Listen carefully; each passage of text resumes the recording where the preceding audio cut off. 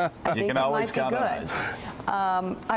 You guys are awesome. Thanks. I really appreciate it. In an interview with 60 Minutes, Donald Trump defends himself for not denouncing comments made at a New Hampshire town hall last week when a man stood up and said, quote, "We have a problem in this country. It's called Muslims." Here's Trump on 60 Minutes. And I wonder what that tells us about you. Well, he said much more than that. That was part of the statement. He then went on to say other things. But the bigotry part. Look, he said mostly about Obama. That whole question is about, I don't have to defend President Obama. He's not going to defend me. So whether you agree with the man or don't agree, and there were people in that audience, as you probably noticed, that did agree with him. It was a testing moment for a man running for president. I don't think so. You never know when they're coming. I don't think so. But here you had a bigot. That wasn't a testing. That you could have slapped down. You don't know that. I mean, he asked a question. You don't know that he was a bigot. But look. A problem in this country and it's Muslims? Well, let me ask you this. So you said there's a problem in this country and it's Muslims, all right? I love the Muslims. I have many, many friends, people living in this building, Muslims. They're phenomenal people. But like everything else, you have people where there are problems. Now, we can say there are no problems with the Muslims. There's no problem. There's no terrorism. There's no crime. There's no anything. They didn't knock down the World Trade Center. To the best of my knowledge, the people that knocked down the World Trade Center, you know where they didn't fly back to Sweden.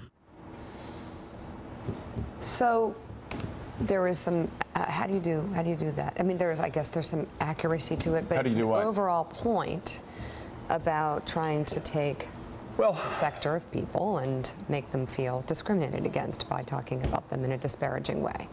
I think Ben Carson is far more guilty of this, but this is just parsing in a way that we don't need. Well, you know, we talked about this last week after it happened. And, you know, again, and I don't want to retread that ground, but Trump was like, I really need this. Like, I need to hold that. I explained that when I book events and I have crazy people stand up and saying George Bush is a war criminal and whatever, and then they ask a question or whatever, I ignore the stuff. I'm not going to get in a fight with a crazy person who believes that George W. Bush knocked down the Twin Towers or that Barack Obama or whatever they were saying there. But at the same time, it is a bigger problem, Michael, still. Obviously, I believe with the Republican Party.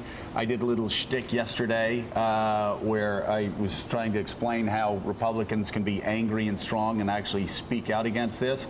And it does cause a real concern. I will say, in Ben Carson's case yesterday, you actually heard backtracking from Carson and then backtracking from the campaign, who said, we understand this is a problem. We need to meet with Muslim American groups. I actually saw that as the first positive sign in about 48 hours from my party.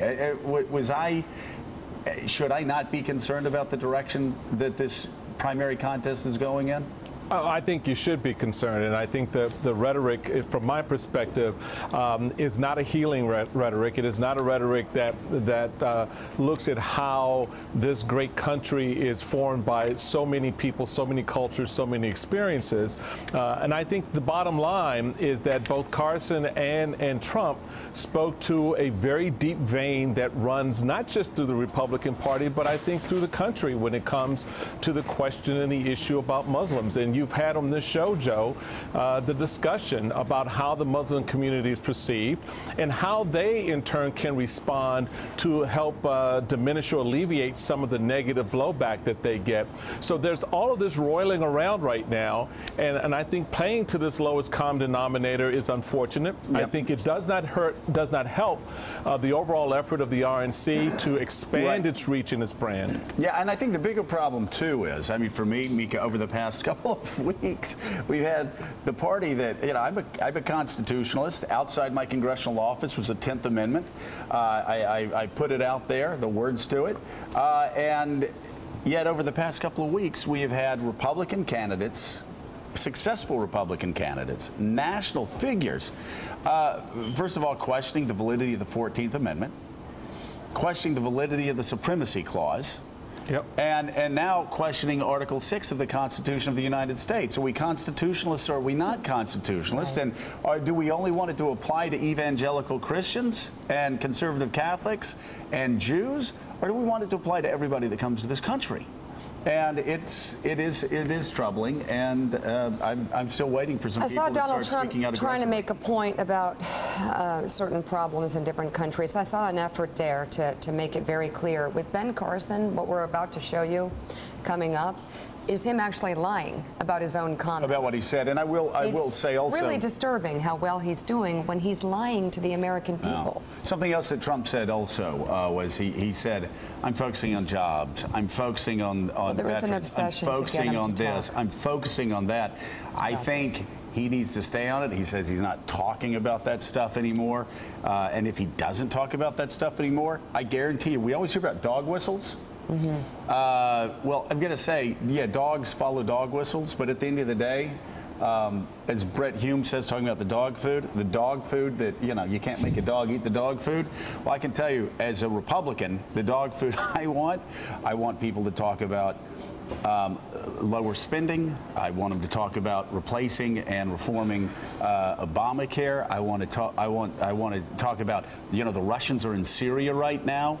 I'm really concerned about that. That's fair. But if we're going to ask Hillary Clinton about her emails, then we need to also ask the Republican candidates about some fundamental things that are troubling. Well, and that's exactly what's being done right now. Yeah. But I would say, if we continue obsessing over this and not worry about the fact that Vladimir Putin is now expanding his footprint in Syria, and we have a massive refugee crisis, and we have chaos spreading across the Middle East, in large part because of what we have not done in Syria over the past 2 or 3 years. At the end of the day, Republicans are going to vote on that more than they're going to vote on nods and winks over where Barack Obama was born or these other questions. I've been very clear about what Republicans should do. They should speak out aggressively against it. But at the end of the day, that's not going to move voters to vote for one candidate or another. At the end of the day, it's the issues. I'd love to see a lengthy debate on that at the debates.